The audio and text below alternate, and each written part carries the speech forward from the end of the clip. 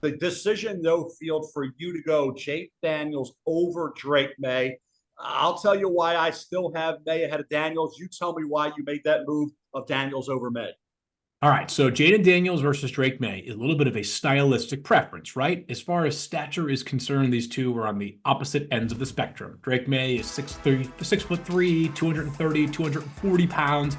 Very good athlete. He actually led UNC in rushing during the 2022 season. Meanwhile, Jayden Daniels is maybe 6'3" as well, Mel, but he's like 205 pounds. We're talking about like a 25, 30-pound difference.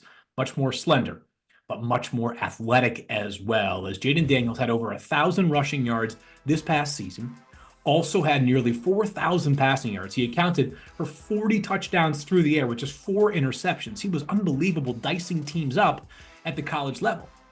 Meanwhile, at the pro level, where he's going to be virtually unstoppable, is that there is always a plan to deter a running quarterback. It rarely works once the ball is snapped and that quarterback is running in the open field.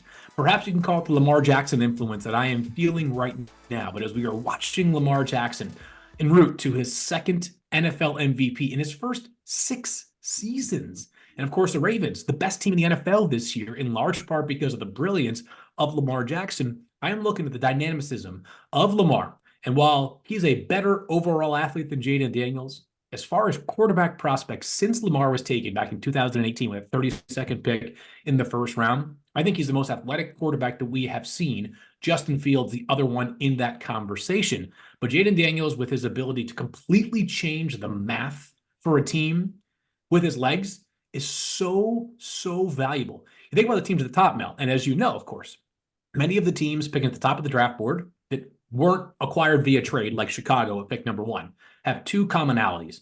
They have a bad quarterback, they've got a bad offensive line. In a lot of cases, they've got both.